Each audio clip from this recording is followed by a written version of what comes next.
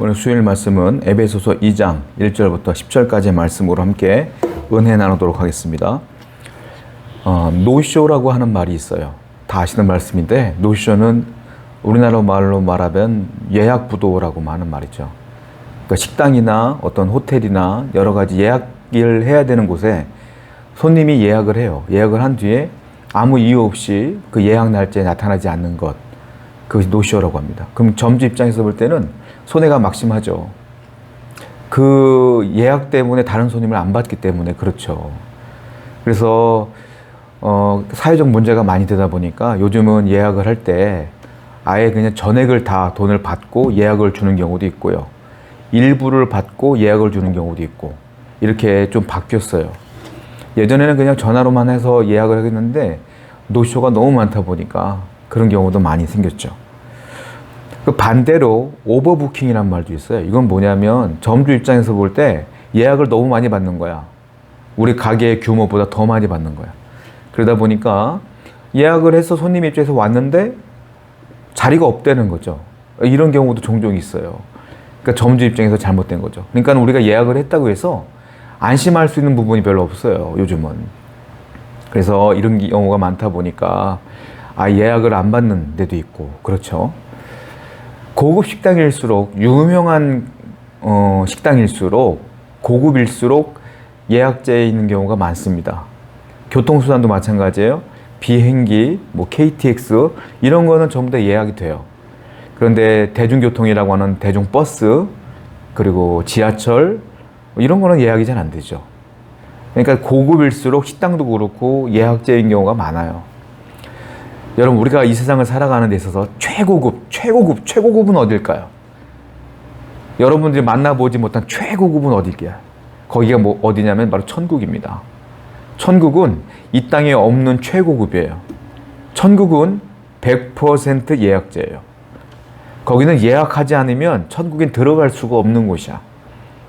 그러니까 저와 여러분들은 천국에 가기 위해서 이 땅에서 뭘 해야 되는 거냐면 지금 예약을 걸어놓고 있는 거예요. 천국은 아무나 갈 수 있는 곳이 아니다 라는 것이죠. 그런데 중요한 게 있어요. 천국은 노쇼가 없어요. 오버부킹도 없어요. 천국은 일단 우리가 예약을 걸어놓으면 무조건 가는 곳이야.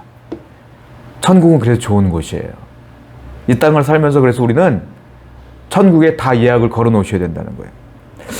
에베소 2장 6절 말씀 한번 읽어보겠습니다. 또 함께 일으키사 그리스도 예수 안에서 함께 하늘에 앉히시니. 함께 일으키사, 이게 무슨 말이냐면 죽은 자를 일으키신다는 뜻이에요. 그리스도 예수 안에서 함께 하늘에 앉히셨다. 어디예요? 천국을 말하는 거예요. 예수님이 나를 일으키시며 천국으로 인도하신다. 천국에 앉혀주셨다. 다른 말로 천국에 내 자리가 있다 이 말이죠. 내 자리가 있다 이 말이에요. 계시록 7장 9절부터 10절 보면 천국의 모습이 묘사되어 있어요.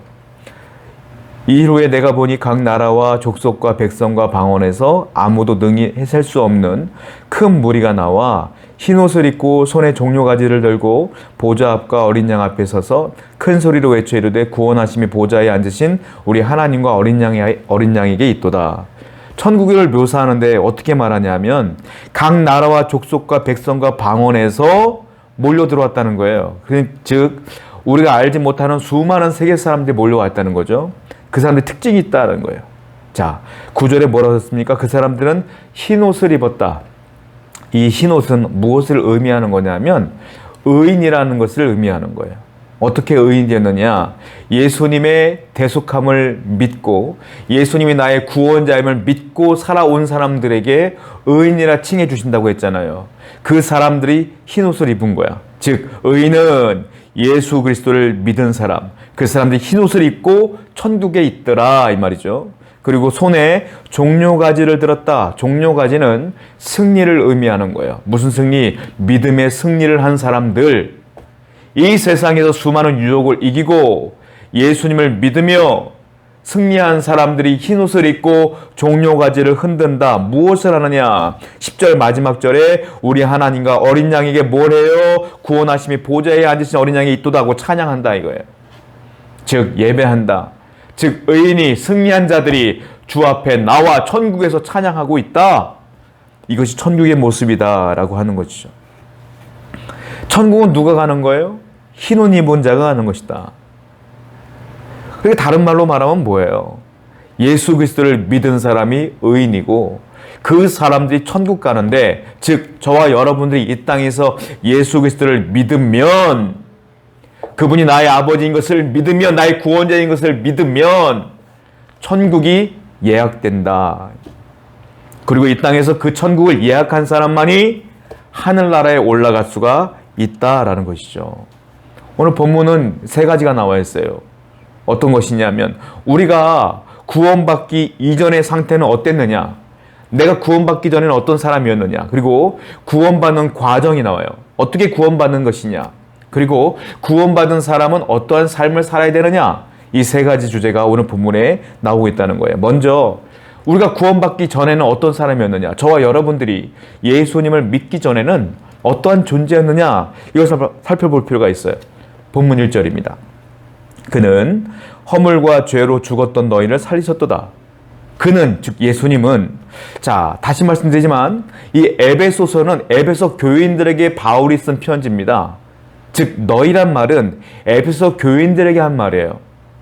그런데 오늘날 우리는 이것을 우리로 받아들이고 있는 것이죠. 그러니까 직접적인 편지의 대상자는 에베소 교인이에요. 즉 그는 허물과 죄로 죽었던 너희를 살렸다. 너희를 살렸다. 너희는 죽었었다. 너희는 살렸다. 여러분, 사람이 죽었다가 살아날 수 있습니까? 예수님 외에는 없어요. 근데 바울은 뭐라고 말해요? 너희가 허물과 죄로 죽었었다. 그런데 그분이 너희를 살렸다. 너희는 죽었다가 살아난 거야. 이렇게 표현하고 있다는 거예요. 에베소 교인이 육체적으로 다 죽었다가 살아난 것이냐? 아니에요. 여기서 말하는 죽음은 육체적 죽음을 말하는 것이 아니죠. 어떤 죽음일까요? 영적인 죽음을 말하는 거예요. 너희는 먼저 허물과 죄로 죽었었지만 너희가 예수 그리스도를 믿음으로 말미암아 그분이 너희를 살리신 것이다, 이 말이에요. 그리고 바울이 뭐라고 그랬습니까? 로마서 3장 10절. 기록된 바 의인은 없나니 하나도 없으며 이 땅에는 다 죄인이다. 의인은 없어요. 다 죄인이에요. 전 세계 70억이 넘는 모든 인구가 다 죄인이야. 과거에도 그랬고 지금도 그렇고 앞으로도 그래. 인간은 다 죄인이야. 허물과 죄로 죽은 거야. 이미 죽어 있는 거예요. 그 얘기를 지금 성경은 얘기하고 있어요. 의인은 한마디로 말하면 100점짜리 인생의 의인이란 말이에요. 쉽게 설명하자면 100점이 돼야 의인이 되어 천국에 갈 수가 있어요. 그런데 이 땅에는 의인은 하나도 없는 거야. 물론 사람들 사이에 인격이 훌륭한 분들도 있고요. 선하고 착하게 사신 분들도 있죠. 자기 자신을 도를 닦아서 다른 사람보다 월등히 훌륭한 분들도 많죠. 위인들도 많아요. 그러나 성경에서 말하는 의인 100점짜리 인생은 없어요. 다른 말로 말하면 80점, 90점, 99점까지 될 수 있겠어. 아무리 훌륭해도.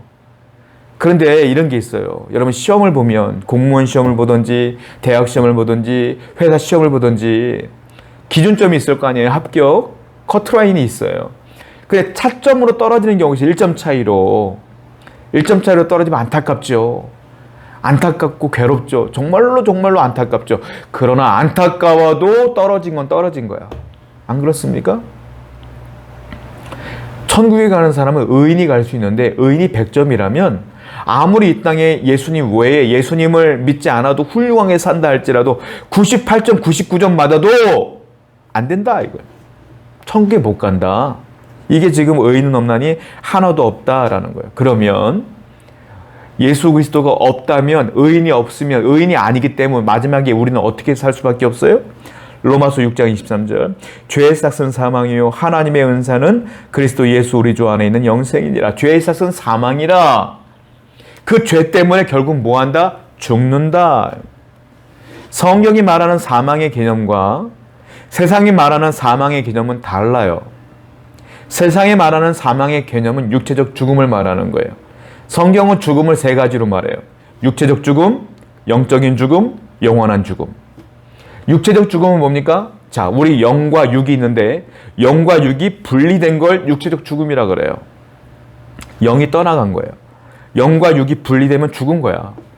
자, 영적인 죽음은 뭐냐면 내 영이 하나님으로부터 분리된 거예요. 그걸 영적인 죽음이라고 그래요. 아담과 하와가 선악과를 먹음으로 하나님과 분리됐어요. 그래서 우리는 죽은 거야, 영적으로. 그 영적인 죽음이라고 그래요. 영원한 죽음은 뭐냐면 하나님과 분리됐기 때문에 천국과도 분리돼. 그것이 영원한 죽음이야. 천국과 분리되기 때문에 절대로 천국에 갈 수가 없어요. 그 원인이 뭐가 되느냐? 하나님과 분리됐다는 것은 이 분리된 것을 예수님을 통하여 연합될 수밖에 없어요. 그래야 천국과도 내가 하나가 될 수 있는 거야. 이 중간에 역할을 하는 게 누구냐? 예수님의 대속의 죽음이다. 부활하십니다. 승천하십니다. 그걸 믿는 자가 그 죽음에서 영원한 사망에서 벗어날 수 있다라는 거 아니겠어요? 계시록 21장 8절 한번 보면 최후의 영적인 사망에 처해질 영원한 사망에 대한 얘기를 이렇게 합니다. 그러나 두려워하는 자들과 믿지 않는 자들과 흉악한 자들과 살인자들과 음행하는 자들과 점술가들과 우상 숭배자들과 거짓말하는 모든 자들은 불과 유황으로 타는 못에 던져지리니 이것이 둘째 사망이니라. 불과 유황으로 타는 못에 던져지는 것인데 이게 둘째 사망이래요. 첫째 사망은 뭐예요? 첫째 사망은 육체적인 죽음과 영적인 죽음을 말하는 거 있죠. 그리고 둘째 사망은 뭐예요? 영원한 죽음을 말하는 거 있죠. 지옥불에 던져진다 이 말이에요. 그러니까 우리가 예수님을 믿기 전에는 하나님과 분리되어 있는 영적인 사망에 처해 있는 것이고, 바울이 지금 에베소 교인들에게 너희가 원래 죽었었다라고 표현하는 것은 하나님과 원래 분리되어 있었다. 그런데 그가 예수님을 믿음으로 그가 우리를 회복시켜 주셨다 이 말 아니겠어요? 에베소 2장 2절. 그때 너희는 그 가운데 행하여 이 세상 풍조를 따르고 공중의 권세 잡은 자를 따랐으니 곧 지금 불순종의 아들들 가운데서 역사하는 영이라. 그때 너희는 언제예요? 영적으로 죽었을 때 너희는.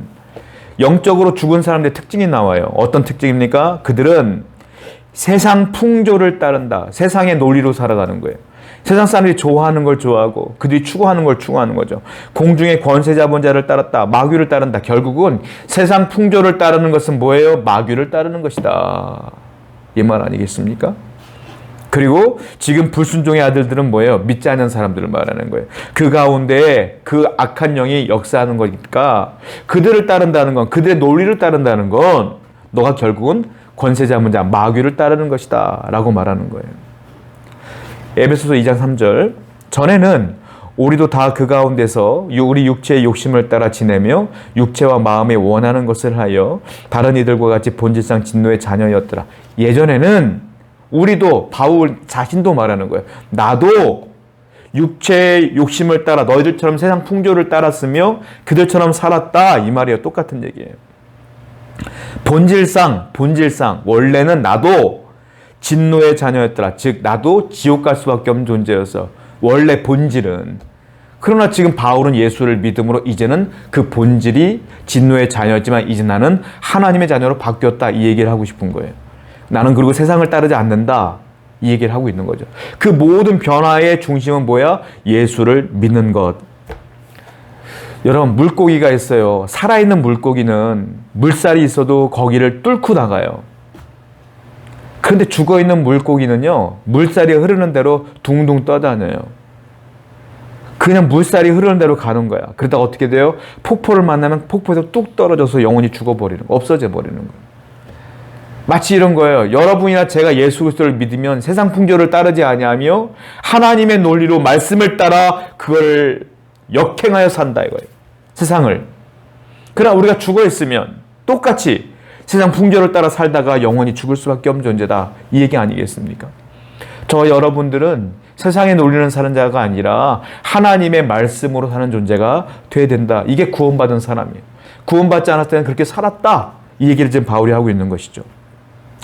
그리고 이제 우리가 그런 본질상 진노의 자녀였지만 이제 우리는 구원받는다, 구원받았다 라고 얘기를 하는데 구원에 대한 특징을 얘기하는 거예요. 현재 저와 여러분들은 죽어서 천국 가지 못했어요 아직은. 그러나 우리에게 당신 구원받았습니까? 라고 묻는다면 저는 확실하게 말할 수 있어요. 네, 구원받았어요. 그리고 천국 저는 죽어서 갈 겁니다 라고 확실하게 말할 수 있어요. 그래서 사람들이 묻겠죠. 아직 천국에 가지 못했는데 그걸 어떻게 믿어요? 여러분, 천국은, 구원은 무엇이냐면 이미 already, 이미 내게 온 겁니다. 그걸 믿어야 돼요. 그리고 또 하나, 그러나 아직, not yet, 아직이에요. 무슨 말이냐? 천국은 분명히 내게 왔어요. 내가 예수를 믿음으로 나는 구원 받았어. 그러나 not yet.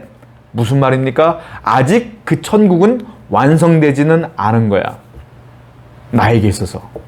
완성은 안 됐어. 그리고 또 하나, 분명한 것은 surely.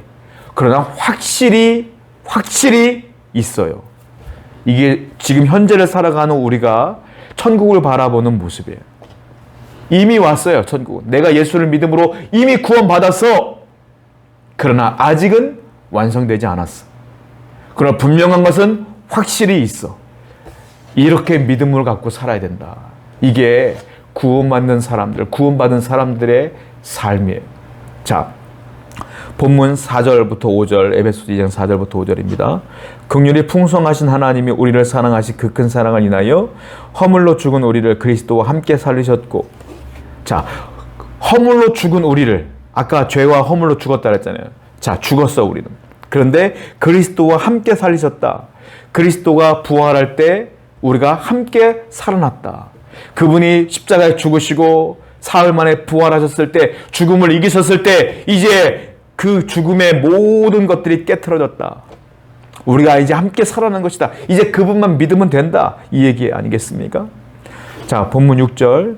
또 함께 일으키사 그리스도 예수 안에서 함께 하늘에 앉으시니, 또 함께 일으키사 승천하실 때에, 그분이 다시 오셨다가 하늘로 올라가실 때에 함께 일으키신다. 우리도 함께 일어났다, 살아났다.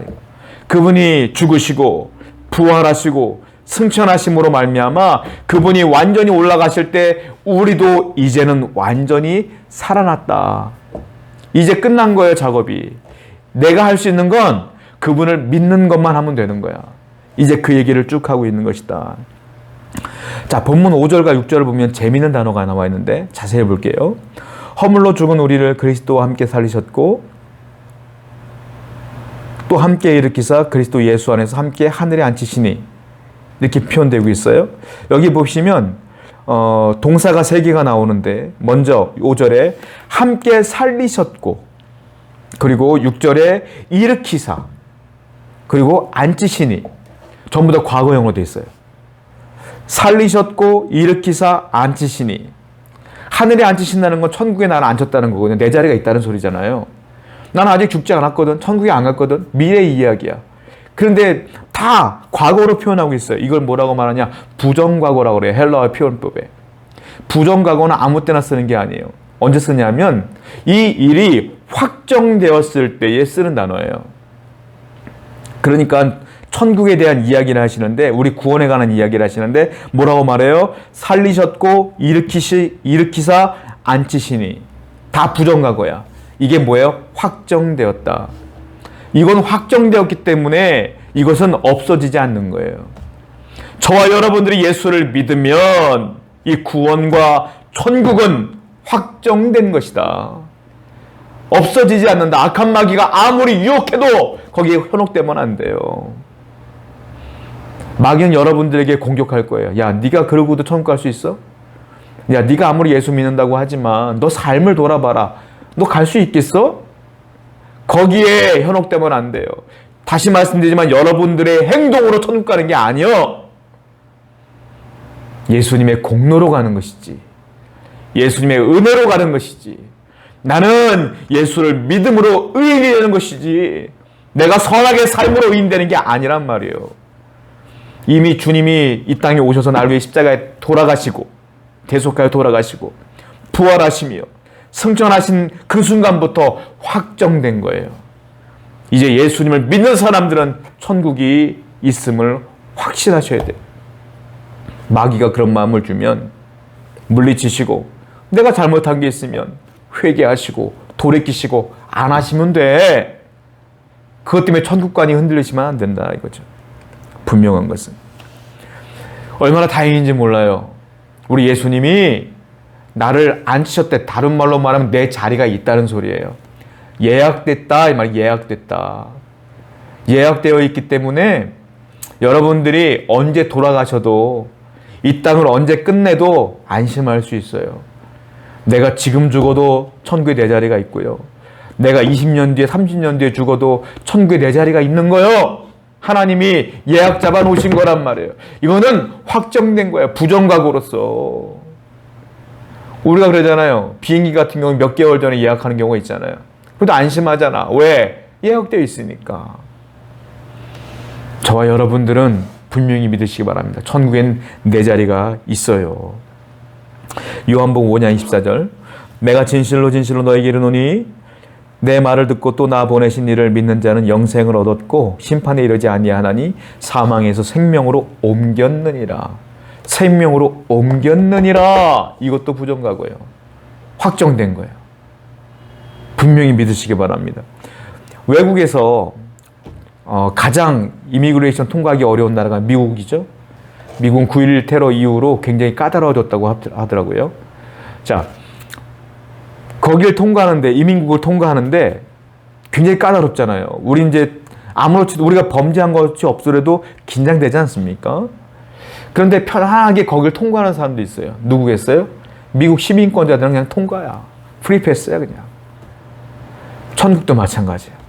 우리는 천국 가는 게 불안할 수 없어. 왜? 나는 이미 천국 시민권자야. 여러분들은 이미 이 땅에 살고 있지만 천국이 예약되어 있어. 천국 가는 날 우리는 기쁘게 갈 수 있어요. 할렐루야. 불안해하지 마세요. 두려워하지 마세요. 빌립보서 3장 21절입니다. 그는 만물을 자기의 복종하게 하실 수 있는 자의 역사로 우리의 낮은 몸을 자기의 영광의 몸의 형체와 같이 변하게 하시리라. 이게 무슨 말이냐? 궁극적으로 우리 육체도 나중에 부활한다는 뜻이거든요.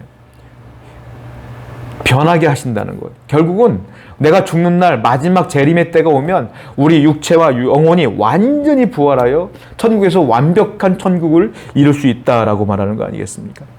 여러분 분명히 믿으시기 바라요. 내가 예수를 믿는다면 천국엔 분명히 내 자리가 있다. 이 사실을 분명히 믿어야 된다는 거예요. 그렇다면 우리가 구원받은 자 아닙니까? 이제는 믿으십니까? 구원받은 자 아닙니까? 그러면 이 땅에서 우리는 뭘 해야 되냐면 천국 주세요, 뭐 천국 보내주세요 이런 기도 할 필요 없어. 이제는 천국은 이미 있는 거야, 우리 건. 그러면 구원받은 자로서 천국의 시민권자로서의 합당한 삶을 이 땅에서 살아야 되는 거예요. 저와 여러분들은. 실질적으로 중요한 게 바로 이거다. 우리는 그러면 어떠한 삶을 살아야 되느냐? 본문 8절과 9절입니다. 에베소 2장 8절 9절. 너희는 그 은혜에 의하여 믿음으로 말미암아 구원을 받았으니 이것은 너희에게서 난 것이 아니요 하나님의 선물이라. 행위에서 난 것이 아니니 이는 누구든지 자랑하지 못하게 함이라. 자, 너희는 그 은혜에 의하여 믿음으로 말미암아 구원을 받았다. 믿음으로 구원받은 것이다. 그리고 9절 보니까 행위에서 난 것이 아니야. 너가 착해서 구원받은 게 아니다 이 말이야. 이는 누구든지 자랑하지 못하게 함이라. 자랑 못하게 하려고 하는 것이다. 근데 그것이 뭐예요? 믿음으로 말미암아 구원을 받느니라. 여러분 믿음이 뭘까요? 구원 어떻게 받는 걸까요? 조금 쉽게 설명하자면 여러분들이 지하철을 가는데 어떤 노숙자가 앉아서 여러분들에게 구걸을 했다고 생각해 보자고요. 손을 내밀었어요. 여러분들이 마음이 동해서 10,000원짜리를 하나 뺐어. 그분들에게 줬단 말이에요. 그분에게. 근데 그 노숙자가 그 10,000원을 받으면 그 10,000원이 누구 거예요? 그 노숙자 거가 되는 거예요. 근데 그 10,000원을 이 사람이 안 받으면 어떻게 돼? 그건 그 사람 거가 안 되지. 내가 아무리 좋은 마음을 줬어도 이 사람이 안 받으면 다시 내 주머니에 들어오는 거야. 그렇죠? 믿음은 뭐예요? 받아들임이에요. 이미 하나님은 이 땅에 예수님을 보냈고요. 그리고 예수님이 십자가에 대속하여 죽으셨고 부활했고 승천했어. 이제 다 끝났어. 이제 구원의 문제는.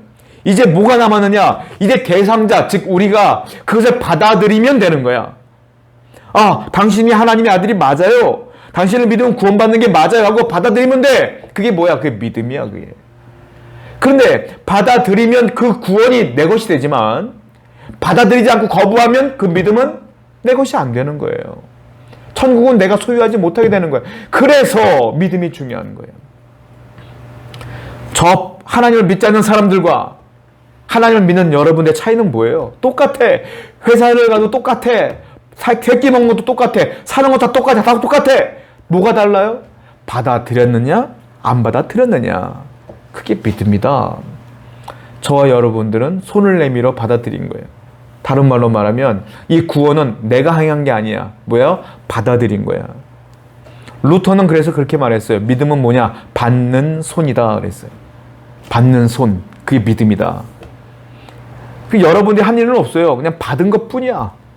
그냥 쉽게 말하면 거린처럼 주시는 대로 받고 아멘 감사해요. 이것뿐이 할 수 없는 거야 우리는. 내가 구원받았다고 해서 오만해지고 교만해질 필요도 없는 거고. 아니 그럴 수가 없죠. 이 모든 구원은 하나님이 이루신 것인데. 그래서 첫 번째, 구원받은 이 땅에서 구원받은 사람이 살아갈 때 어떻게 살아야 될까요? 첫 번째, 그래서 겸손해야 돼. 우리는 낮아져서 겸손하게 살아가야 돼. 받은 게 뭔 자랑이에요. 내 것도 아닌데. 누가 줘서 받은 건데. 하나님이 준 거잖아요. 그러니까 어떻게 해요? 겸손해야지. 그 겸손의 특징이 있어요. 겸손한 사람은 뭘 하느냐? 그래서 감사해요. 하나님께. 하나님이 그래서 감사를 좋아하시는 거예요. 누가 감사해요? 겸손한 자만이 감사할 수 있어요. 왜 예수님 바리새인들을 싫어했을까요? 바리새인들은 겸손하지 않아요. 바리새인들은 뭐라고 말합니까? 내가 11조를 했어. 내가 헌금을 했어. 내가 금식 기도를 해. 내가 이만큼 율법 공부를 했어. 내가 율법 이렇게 외우고 있어. 내가 그러니까 니들보다 나아. 마치 구원이 자기들의 힘으로 얻은 것처럼 행동을 해. 그래서 예수님이 싫어해. 왜? 교만하니까. 오만하니까. 아니에요. 구원은 주님이 주신 대로 내가 받은 것뿐이야. 겸손하시고 감사해야 된다. 야고보서 4장 10절 말씀 보세요. 주 앞에서 낮추라. 그리하면 주께서 너희를 높이시리라. 내가 낮아질 때 주님이 나를 쓰신다. 들어 쓰신다. 내가 높아지면 주님이 나를 누르시고 내가 낮아지면 주님이 들어 올리시는 거예요. 성도는 그래서 이 땅을 살 때 어떻게 해요? 겸손하게 감사하며 낮은 자세로 남을 높이며 아닙니다. 다 주님이 하셨습니다. 라고 주님께 영광 돌리며 살아야 된다. 아니겠습니까? 두 번째, 우리는 어떻게 살아야 될까요? 우리 이제 구원받았어. 구원받았기 때문에 죄인된 삶에서 조금 벗어나서 성결한 삶으로 애쓰며 노력하며 기도하며 살아가는 거예요. 그 성결한 삶의 기준이 뭐겠어요? 하나님 말씀이에요. 즉 말씀을 읽고 묵상하며 되뇌며 순종하며 그대로 살아갈 때 우리가 성화로운 삶, 성결한 삶으로 바뀌어가지 않겠습니까? 에베소 2장 10절 말씀입니다. 우리는 그가 만드신 바라 그리스도 예수 안에서 선한 일을 위하여 지으심을 받은 자니 이 일은 하나님이 전에 예비하사 우리로 그 가운데 행하게 하려 하심이라. 우리는 그가 뭐예요? 만드신 바라. 하나님이 우리를 만들었다. 만들었다는 건 뭐예요? 작품이라 이거예요. 하나님이 우리를 작품처럼 만드는데 목적이 있어요. 그 목적이 뭡니까? 예수 안에서 선한 일을 위하여 지으심을 받은 자니 주님 안에서 주님을 믿으며 선한 행동을 하며 선한 말을 하며 선한 영향력을 끼치며 살도록 만들어주신 작품이다 라고 말해요. 하나님 우리를 구원하신 이유는 뭐냐? 선하게 살아라. 선한 행위를 위해 살아라. 이게 주님의 뜻 아니겠습니까? 여러분들, 그래서 우리는 예수 믿는 사람은 변화된 삶을 살아야 돼요. 남들보다 착하게 살아야 돼. 선하게 살아야 돼. 참으며 살아야 돼. 베풀며 살아야 돼. 겸손하게 살아야 돼. 남에게 상처를 주는 자가 아니라 상처를 치유하는 자로서의 삶을 살아야 돼요. 이게 우리의 삶이 돼야 돼. 예수님께서 믿음과 행위의 관계를 나무와 열매로 비유했어요. 마태복음 7장 16절, 20절, 21절 쭉 읽어보겠습니다. 그들의 열매로 그들을 알지니 가시나무에서 포도를 또는 엉겅퀴에서 무화과를 따겠느냐? 이러므로 그들의 열매로 그들을 알리라. 나더러 주여 주여 하는 자마다 다 천국에 들어갈 것이 아니요 다만 하늘에 계신 내 아버지의 뜻대로 행하는 자라 들어가리라. 뭐예요? 포도나무는 포도를 맺히는 거예요. 엉겅퀴가 어떻게 무화과를 맺겠느냐? 즉 무화과 나무는 무화과를 맺고 포도나무는 포도를 맺는 거야. 그럼 뭐라고 말했어요? 주여 주여 하는 자마다 다 천국에 들어갈 것이 아니라 하늘에 계신 내 아버지 뜻대로 행하는 자라에 들어가라. 이게 오해하면 아니 내가 예수를 믿어도 착하게 살아야 천국 가는 거 아니야? 라고 오해하는데 그게 아니라 무슨 말이냐? 아까 앞에서 말했잖아요. 포도나무는 포도를 맺는 거야. 다른 말로 말하면 구원받은 사람은 구원받은 사람답게 성결하게 거룩하게 말씀대로 살 수밖에 없다 이 말이에요. 그 사람이 진짜 구원받은 사람이에요. 어떻게 구원받았다고 말하면서 행동과 말은 악할 수가 있느냐? 이건 아니다. 이거는 구원받은 게 아니야. 그 사람은 구원받았다고 생각하지만 구원 못 받아 이 말이에요. 구원받은 사람은 말과 행동이 변화됩니다. 여러분들의 말과 행동을 되돌아보세요. 삶을 되돌아보세요. 구원받았습니까? 구원받았으면 내가 죄를 지으면 이 안에 내가 정말 피눈물을 흘리는 죄에 대한 하나님 앞에 통회하는 마음이 있어야 돼. 무감각해져서 또 죄 짓고 또 죄 짓고. 구원받았어요? 구원받은 사람이라면 그럴 수가 없다 이 말이에요. 성령이 우리 안에 있는데 어떻게 그것을 아무렇지도 않게 죄를 짓느냐. 선하게 살아야 되지 않겠느냐. 이 말 아니겠습니까? 성도는 그러므로 믿음과 인격이 하나예요. 그렇게 살아야 돼. 오늘날 많은 사람들이 얼마나 욕을 먹습니까? 성도들이. 그거 안 돼요. 세우는 가족 여러분들은 항상 하나님 앞에 그 믿음과 삶으로서 함께 나가시는 귀한 성도가 되기를 축원드립니다. 세 번째, 성도라면 어떻게 살아야 될까요? 구원받은 우리는 사명을 감당하며 그것이 나의 목적이 되어야 된다. 사명 감당해야 돼. 첫 번째 어떻게 뭐라 그랬어요? 겸손하라. 감사하며 낮아져라. 두 번째 뭐라 그랬어요? 거룩한 삶으로 살아라. 세 번째가 뭡니까? 사명 감당하며 살아야 된다. 그 사명이 뭐겠어요? 그 사명은 바로 복음 전파입니다. 여러분들은 하나님이 안 불렀어 아직도. 천국으로. 왜 그럴까요? 사명이 있어서 그래. 그 사명은 뭡니까? 내가 살아있는 동안 선하게 살면서 내 행실로 내 말로서 많은 이들 하나님을 알지 못하는 자들에게 복음을 전파하는 것이 우리의 사명이 되어야 된다라는 것이죠. 숙제가 있어요. 숙제가 있으니까 아직 안 부른 거예요. 그 숙제가 다른 말로 사명이에요. 예전에 꽤 오래된 얘기인데 TV에 매스컴을 통해서 제가 얼마나 창피했는지 몰라요. 육군 대장 어떤 장로님 이야기예요. 그 부부가 사병을 집에다가 사택에다가 놓고 굉장히 종처럼 부렸다. 이게 폭로가 돼서 매스컴을 통해서 막 나왔는데 난 그러느냐고 보다가 깜짝 놀란 게 이 양반이 장로래. 그리고 사모님은 권사래. 그리고 이 대장님이 자기 지위를 이용해서 불교 신자들을 다 모여 집 앞에 교회로 와 해가지고 교회 앉혀놨대. 그 사람들 다 폭로한 거예요. 다. 여러분 전도는요. 내 지위를 이용하여 명령하여 힘없는 자들에게 억지로 시키는 게 전도가 아니에요. 그 사람은 마음이 뿌듯했겠지. 내가 이만큼 전도해 왔어. 그건 전도가 아니요. 전도는 뭡니까? 입술로 하는 게 전도죠. 그러나 여러분들 간과하지 말할 게 전도는 세트가 있어. 세트. 입술과 삶이에요. 내 삶과 내 인격과 입술이 함께 세트로 가는 게 전도라 이거예요. 한마디로 말하면 우리 성도는 1인 교회야. 1인 교회. 여러분 한 사람 한 사람이 교회야. 여러분 한 사람 한 사람이 삶을 잘못 살면 여러분들 욕먹는 게 아니라 교회가 욕먹고 교회가 욕먹는 끊는 것이 아니라 하나님이 욕먹는 거예요. 그 전도의 문이 다 막혀. 성도는 그래서 입술로 전도하지만 삶으로 함께 전도하는 거예요. 마태복음 5장 16절입니다. 이같이 너희 빛이 사람 앞에 비치게 하여 그들로 너희 착한 행실을 보고 하늘에 계신 너희 아버지께 영광을 돌리게 하라. 너희 착한 행실을 보는 거예요. 누가? 사람들이. 내 입술을 듣는 게 아니라 내 착한 행실을 보고 그들이 하나님께 영광을 돌린대요. 복음을 전파하려면 여러분들의 삶이 동반돼야 돼. 내 삶을 불성실하게 살면서 죄 짓고 살면서 너 예수 믿어 할 수 있어요? 그러니까 우리 사명은 뭡니까? 복음 전파야. 이게 우리의 사명이야. 그러기 위해서는 우리가 잘 살아야 돼. 그러면 내가 못 사니까 전도 안 해? 그럼 여러분 직무유기하는 거예요. 한 달란트 맡은 자처럼 땅에 묻고 마는 거예요. 욕먹어 하나님한테. 하나님은 네가 잘 못 사니까 전도하지 마가 아니라 너가 잘 못 사니까 잘 살면서 전도해 이거예요. 하나님께서는. 변화돼야 돼. 그리고 이 사명을 감당해야 돼. 예수님이 우리에게 주신 사명이에요.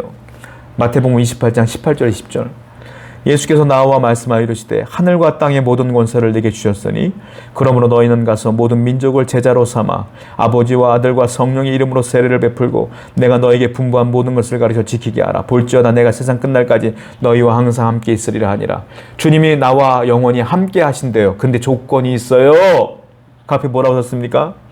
너희는 가서 모든 민족을 제자로 삼아 아버지와 아들과 성령의 이름으로 세례를 베풀어라. 전도해라. 사명 감당해라. 그래야 내가 너희와 세상 끝날까지 함께 있는다. 주님은 물론 우리와 함께 계십니다. 믿으십니까? 그런데 주님이 나와 함께 하기를 요구하고 믿으면서 왜 여러분들은 주님이 명령하신 그 사명은 감당하기를 싫어합니까? 그건 뭐예요? 복음 전파하라. 입술로만? 아니요. 삶으로 같이. 복음 전파는 일종의 릴레이와 같아요. 릴레이. 자, 볼까요? 로마서 10장 13절부터 15절. 누구든지 주의 이름을 부르는 자는 구원을 받으리라. 그런즉 그들이 믿지 않은 일을 어찌 부르리요? 듣지도 못하는 일을 어찌 믿으리요? 전파하는 자가 없이 어찌 들으리요? 보내심을 받지 아니하였으면 어찌 전파하리요? 기록된 아름답도다 좋은 소식을 전하는 자들의 발이요 함과 같으니라. 자, 릴레이가 되는데 어떻게 되냐면, 자, 주의 이름을 부르는 자는 구원을 받아요. 믿으면 구원 받아. 그렇죠? 그런데 뭐라고 썼습니까, 바울이? 그런데 믿지 않는 자를 어찌 부르리요? 안 믿는데 하나님을 어떻게 부르냐는 거예요. 믿어야 부르지. 믿어야 구원받지. 그런데 듣지도 못한 일을 어찌 믿으리요? 아니, 복음을 듣지 못했는데 어떻게 믿겠느냐 이 말이에요, 이 사람들이. 또 전파하는 자가 없이 어찌 들으리요? 전파하는 자가 없는데 어떻게 들었고 듣지 못했는데 어떻게 믿겠느냐 이 말이에요. 또 보내심을 받지 아니하였으면 어찌 전파하리요? 하나님이 보내지 않았는데 어찌 전하고, 전하지 않았으니까 못 듣는 게 당연하고, 못 들었으니까 안 믿는 게 당연하고, 안 믿었으니까 구원 못 받는 게 당연하지. 다른 말로 말하면 전하면 누군가 듣고, 들었으면 믿고, 믿었으면 구원받는다. 그래서 제일 아름다운 게 누구예요? 좋은 소식을 전하는 자들의 발이요. 복음 전파, 좋은 소식, 복음 아닙니까? 즉 우리에게는 사명이 있어요. 우리가 하나님께 부름받았어요. 그래서 우리에게 명령을 주셨어요. 세상 끝날까지 내가 너와 함께 할 테니까 복음을 전파해라. 이 말을 듣고 말로, 행동으로, 삶으로 사람들에게 복음을 전파해야 돼. 그래야 그들이 듣고 믿을 사람은 믿는 것이고 믿었으면 구원받는 거예요. 이것이 우리의 사명이다. 다시 정리해 드릴까요? 여러분은 구원받았어요. 천국은 확정됐어요. 여러분 자리가 예약되어 있어요. 그렇기 때문에 이제는 천국 갈까 말까 고민하지 마시고 이제 여러분이 이걸 고민해야 돼. 하나님, 저는 겸손하게 살길 원합니다. 전 낮은 상태로 감사하며 살게 해주세요. 하나님, 그리고 항상 내 인격의 변화를 통하여 선한 삶으로 많은 사람들에게 복음을 전파하는 자가 되게 하여 주옵소서. 이 사명 감당하는 자가 되게 해 주옵소서라고 결단하고 오늘도 그렇게 기도하시는 여러분 되기를 축원드립니다. 기도합시다. 하나님, 우리의 사명을 다 감당할 수 있도록 인도해 주옵소서. 우리가 감사해야지. 낮은 상태로 살아야지만 하나님의 은혜를 경험합니다. 그리고 우리가 착한 행실로, 선한 행실로 거룩하고 성화로운 삶을 살게 해 주옵소서. 그리고 입술로 복음을 전파하며 삶으로 복음을 전파하는 사명을 감당하는 모든 성도가 되기를 원합니다. 예수님의 이름으로 기도드렸습니다. 아멘.